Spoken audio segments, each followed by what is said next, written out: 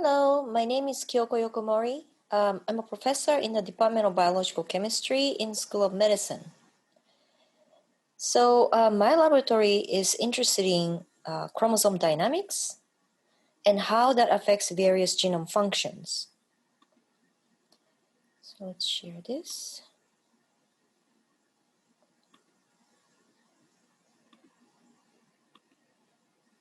Okay, so DNA is encoded in a genetic, DNA encodes genetic information, but it wraps around histone nucleosomes to form chromatin fibers. And these chromatin fibers further form higher order structure all the way to 700 nanometer diameter mitotic chromosomes.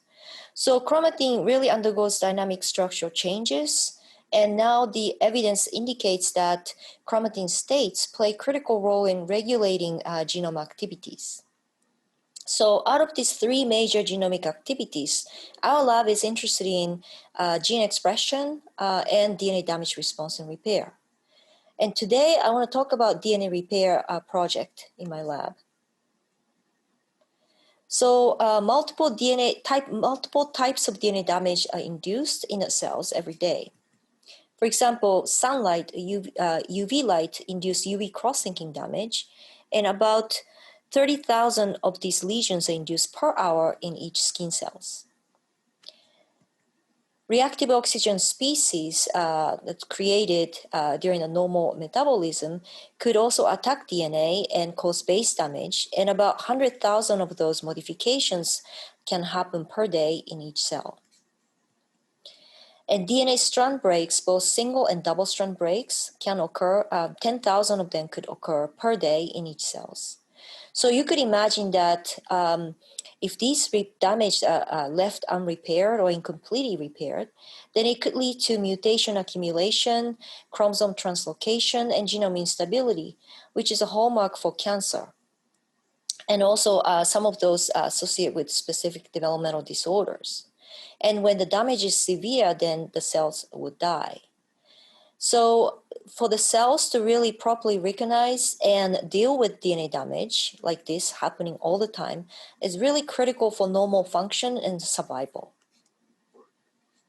So when damage is induced, multiple consequences occur.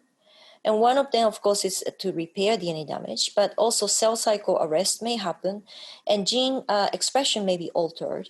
And when the damage is too severe, then the cell will self-eliminate to stop the mutated cells to spread. And many important many important factors involving all these processes have been identified, but how those processes are coordinated in the cells are still not completely understood. And this is what we're trying to investigate. So in addition to conventional DNA damaging agents, we use site-specific damage induction systems so that we can really look at what's happening at damage site and how the signal is transmitted to the rest of the cells. So we use sequence-specific endonucleases, which can induce double-strand breaks at specific genomic regions. And also we extensively use laser microirradiation to induce damage in the submicron regions in the nucleus using the microscope. So we know exactly when and where the damage is induced. And this is very convenient so that we can really look at what's happening at damage site and how the signal is transmitted to the rest of the nucleus or to the cell cytoplasm or even to the neighboring cells, and with very high spatial temporal resolution. So here's just an example of such laser damage. So this is where the damage is induced. And by using different laser powers, we could induce different types of DNA damage, and we observe differential recruitment of specific factors. But when you think about DNA damage, it's happening in the context of chromatin. So here you can see these histone nucleosomes, and it's known, for example, that specific histone modification occurs in response to DNA damage. And really a lot of effort went in the field to try to understand chromatin response to DNA damage, identifying critical chromatin remodeling factors, various histone modifications and enzymes that mediate these modifications. And those are really important to understand how DNA damage in the context of chromatin is handled, and for the cells to promote efficient repair and cell survival. But I'd like to look at one step further. That is that these damage is happening in not only in the context of chromatin, but it's happening in the context of the whole nucleus. As you may know, nucleus is not just a water bag in which the genome is floating around, but the genome is organized in a specific way in a cell type and differentiation stage specific manner. And so we're interested in trying to really understand when damage is induced, how it transmits signal in the context of this three-dimensional chromatin structure. So this is what we're interested in. So laser microirradiation has been instrumental to investigate many different aspects of DNA damage response. So not only look at the factor recruitment at damage site, we can also look at protein modifications and the chromatin movement in the nucleus. And also by using the high-resolution fluorescence dynamics techniques, we could also look at molecular flow in and out of damaged sites.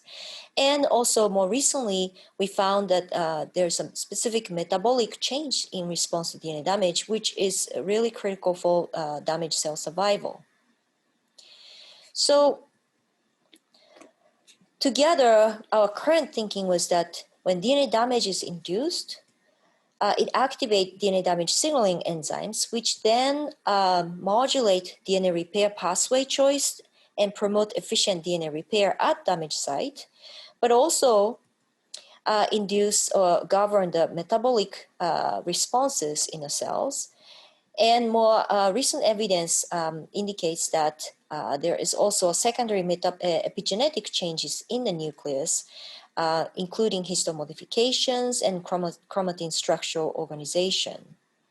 And recent evidence also suggests that metabolic responses also affect this epigenetic change in response to DNA damage. And when epigenetic state is altered, then that would also change gene expression.